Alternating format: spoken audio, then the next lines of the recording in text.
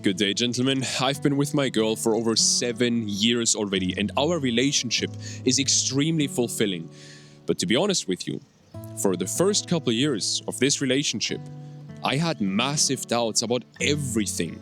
Even though I knew she's a great woman, I knew I loved her, and I knew that there were no red flags, I still had these doubts and these anxious thoughts. And to be honest with you, this held me back massively from going all in with her.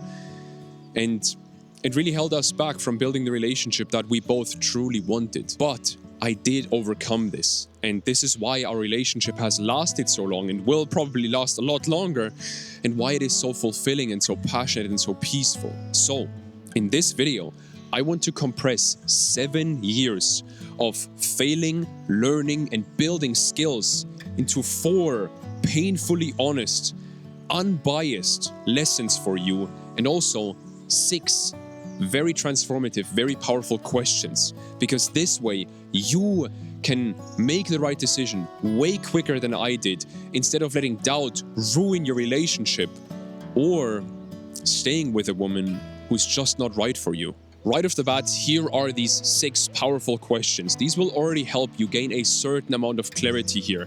I will read these out to you, just rapid fire. If you need to think about them longer, just stop the video, but I don't want to waste your time here. And afterwards, we'll jump deeper into lessons and practices. So, question number 1, can you imagine a life with her, or can't you imagine a life without her? There is a difference. Number 2, how would she treat you should you ever break up with her? Number 3, do you like who you are becoming with her by your side? Number 4, how does she show up for you in times where you can't show up for her, when you're ill, for example? Number 5, who does she want you to be? And what matters here is not just what she says, but also what she does. Number 6, do you think you truly deserve her and this relationship? Now, like I said, just pause the video, go back to these if you need to. For now, let's jump into the lessons and practices, because while these questions are powerful, it would be foolish to spend such little time trying to make such an important decision. Because relationships, they're already hard as it is, even without any doubts. So if you're having these doubts and they're causing you to pull back, then you're in for a rude awakening when this relationship goes down the drain soon. So let's not make that happen. Let's not let that happen. Now, for lesson 1, let me make an educated guess here. You are probably still thinking and reminiscing on how the relationship once was. Don't worry, you're not the first man to get hung up here, and you'll certainly not be the last. This happens to a lot of men, and this happens because nobody ever taught you the necessary skills to have a great relationship after the honeymoon phase is over. Because the honeymoon phase, dude, it's fucking easy.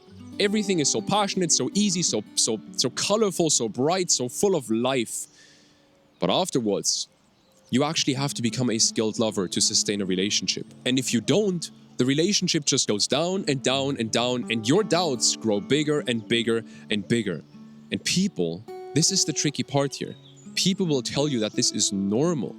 Not because it is normal, but because nobody has taught them these necessary skills either. Brother, think about it for 1 second. Why would you get worse at loving each other the more you know each other? That's like saying you'll get weaker the more you go to the gym. It just doesn't make sense. Now, back to the topic. If you are still reminiscing on how your relationship once was, then we need to fix that, brother. Because otherwise, you'll become like this old guy in bad health who isn't doing anything to better his health because, oh, I'm too old now.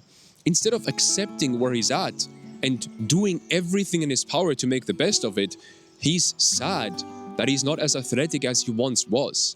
But brother, you can't change your future if you're still stuck in the past. Think about it, how could you start running towards a goal if you don't even know where you start from? You don't even know which direction to go in.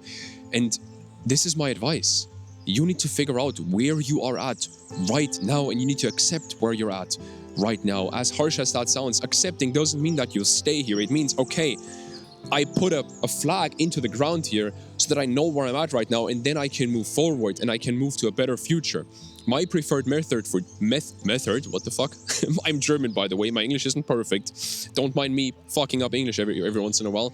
Anyway, my preferred method for this is either writing it down on paper, not on my phone, but on paper, do it properly, grab a pen, grab a piece of paper, write it down, or if you want to do it on your phone, record a voice note to yourself. Either one works, because what this does, it helps you zoom out.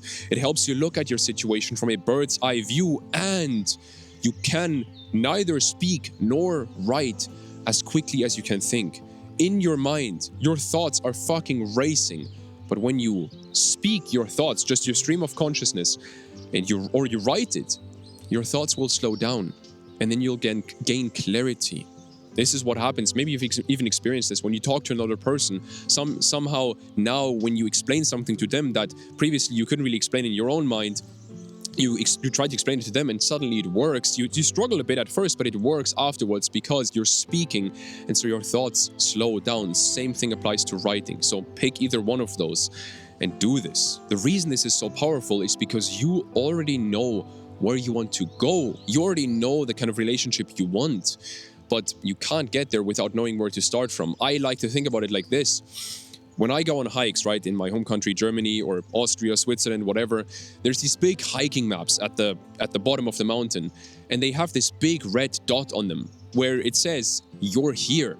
When I know where I'm at, when I have this big red dot and I have the peak of the mountain, then I can pick the right path to get there. But if I don't have that big red dot, I don't know where the fuck to go. I don't even know if the peak is south or north of myself. I don't even know, right? So I need that big red dot. So brother, find that big red dot. But even once you've done this, doubts will come up again and again on this path because things will change. So the real question is, how skilled are you at overcoming these doubts when they come up? So before I dive into lesson 2, where I help you essentially build those skills, I first need to tell you about a doubt that is influencing my relationship as I'm speaking here right now, and how I'm dealing with it, how I'm working at overcoming it. Because this way, lesson number 2 will actually stick with you long term instead of you forgetting about it 5 minutes after you finish this video. This example from my relationship and lesson number 2 as a whole will give you actionable steps to tackle these doubts head on so that you can either go all in or move on instead of being stuck in this painful limbo state you're in right now. So, simply put, around 8 months ago, my girl and I realized that we might not want to live in the same location in the future. And fuck me, man. Imagine being with a woman for 7 years, building the exact, deep, passionate, fulfilling, peaceful relationship you both want, building a life together, and then being hit with a brick like this. It just feels unfair, brother. It just feels like the world is against us. And I won't lie, I got caught up in these destructive thoughts for a while. But the truth is, they are not serving me here. Lesson 2 has helped me snap out of these thought spirals and actually overcome this doubt. And it's this: cross that bridge once you get there. If you even get there. And that's a big if. What do I mean with this? Let me explain. For my situation, right, I said we might not want to live in the same country. We both come from a small rural area in southern Germany. That's where we met. That's where we spent our childhood. And she might want to live there. I am pretty sure I want to live by the ocean. So this is kind of a big thing, right? And we both have the luxury of being able to work online, which is something I've worked incredibly hard at to achieve this. And now it's kind of fucking me up. It's funny how that goes sometimes. But here's the thing I eventually realized. This is a hypothetical scenario based on very limited experience. Because right now, we are okay with how things are. Being in Germany sometimes, being by the ocean at other times. And we haven't even gotten to the point where it would be time to make a decision on this. We haven't even visited all the countries we might want to live in. So, at the end of the day, there's this old saying that goes, you don't make good decisions with more time, but with more information. And brother, we don't even have all the information yet that we need to make the right decision on this. And this applies to 90% of the doubts that I felt, and also probably 90% of the doubts that you felt. They are based on limited information, and they are based on a future event that might happen, potentially. I call these trajectory doubts. And there are also what I call present doubts, doubts that you can solve right now. And we'll talk more about that in lesson 4. But first, let's tackle trajectory doubts, because they are the trickier ones. And the truth is, in my situation, I simply don't have all the information yet to make a decision. And that is horrendous for me. I hate that. I can be very impatient when it comes to this, because I want to make decisions ASAP. I want to gain clarity on things. I'm not someone who procrastinates on making decisions. I want to just solve the problem and move on to the next thing. But oftentimes, I just have to accept that I don't have all the necessary information yet to make a good decision. And that's the solution, brother. Maybe you've heard of this famous quote by the British philosopher Alan Watts, because this kind of turned into a meme, so everyone kind of knows this, but it's actually a very good quote, where he said, "A person who thinks all the time has nothing to think about except thoughts." And that's the solution, brother. You can't think your way out of doubtful thoughts. That does not work. You need to do shit. And if you're like, oh, but how do I stop thinking? How do I stop all this stuff? Well, here's the thing. One of my friends named Ben, he came up with this concept recently that I apply literally every day in my work, and in this, actually, with this very doubt as well, which is worry time versus work time. How much time do you spend right now worrying, and how much time do you spend gathering information? If you spend more time here, of course you feel doubts, brother. It's no wonder. So flip this. And if you're like, oh, but how do I stop worrying? Just flip it. Just do shit. Just work on gathering information. For example, me and my girl, right? We're in a certain country right now. I won't tell you where we're at because I value my privacy, but we're going to be here for the next 6-ish weeks, 7 weeks still. Then we're heading back to Germany for another 2 months-ish, maybe 1.5 months. We'll see. Then we're going to head to another country, which we've already planned. And when we're in that country, we will plan where we spend next winter. So, brother, we're doing all the necessary stuff to not have to worry. When we're in a country, we explore that country. We get to know people. We explore the outdoors because that's an important thing for us. We do all the kind of activities that we want to do now that we're by the ocean. We surf a lot, right? All that stuff. And then we also research and we plan where we want to live next. We do this every day. We gather information every day. And that is where those doubts just go away and diminish. Now, in lesson number 3, I'll give you a tool that helps me every single time to stay in work time instead of worry time, and to essentially continue to move forward despite these negative thoughts and these doubts that might hold me back, to continue gathering information to actually be able to make the right decision.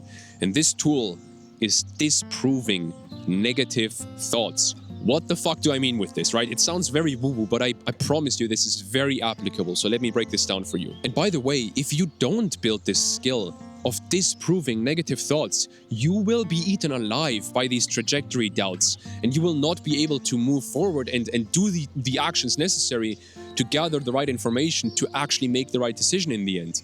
And then your only strategy that you have left is luck, and luck is a shit strategy. So let's go deep here. Let me break this down for you. And first, I need to ask you this. Have you ever noticed how the critical voice of your parents has turned into your own inner critic? Yes, brother, you've heard that right. The critical voice of your father or mother is literally exactly how your inner critic talks to you, right? This is a legit phenomenon that experts have done a lot of research on, but even without all that research, it's very easy for us to see how true this is, right? Because we've experienced this ourselves. I've battled this for years, and I still battle this sometimes today, to be honest. For me personally, my parents were always very focused, until this day are very focused on minimizing risk instead of maximizing outcome. So my inner critic would always tell me to, for example, not start that business, which I've done multiple times, or to not invest tens of thousands into mentorship, which I've done, or that I shouldn't be in this relationship because something could go wrong, but I am in that relationship because I know how to deal with these thoughts. I've built this system that allows me to not buy into these thoughts when they come up because they're not serving me. It's this little devil here on my shoulder sabotaging my life. So here's this system. Here's what I do. Number 1, I look at these thoughts. I don't hide from them, or I don't hide them from myself. I look at them. Secondly, I acknowledge them. And thirdly, I disprove them. Let me tell you why this works and then break this down for you even further so that you can do this yourself every single time this happens to you. Maybe you've noticed how thoughts and fears that you don't really want to see will continue popping up again and again and again. Here's the thing. Once you look at them and you acknowledge them, they shut up. And then you can change them. Then you can disprove them, you can influence them. I won't overwhelm you with the neuroscience and the psychology behind this, but imagine this for a second. Imagine a child that is shouting or crying. What does that child want? It wants attention. And once the parents give that attention to that child, it will be calm again. It's the same exact thing with these thoughts, brother. And really, this sounds a bit woo-woo, I know, but brother, this is why people talk about your inner child. This is it. When I go and I give that inner child of mine that attention, I become the metaphorical parent to my inner child instead of this kind of abusive parent that just pushes everything down and is like, no, shut up, to all these thoughts. What happens is that inner child will become open to me, will become calm. And what happens then is I can do the second part, which is acknowledging. And in acknowledging, I essentially acknowledge that whatever I'm afraid of might actually happen. It might actually become true. Me and my girl, we might actually not want to live in the same country in the future, and it might lead to this relationship ending. And then I go a step further and I also acknowledge that if that happens, I will still be fine. Because I will be. Think about it. If we decide to break up, or if we decide, hey, this relationship is not serving us anymore because we want to live in different countries, that's okay. I am okay with that. Sure, I'll be sad for weeks, 100%, dude. But in the long run, it's better for both of us. So good, fantastic. You know what I mean? There's no point in trying to be in a relationship that should have ended a long time ago. And then once I've done the whole acknowledging part, I can then move on to disproving these negative thoughts, these reasons my mind is coming up with for why everything will go to shit. And I can disprove them with reasons why everything will work out. I've used this process with so many different things already. For example, also when my mind used to tell me that I will not succeed in business and that I not going to university was a massive mistake and I'll end up on the street and all this stuff, I was also able to overcome that.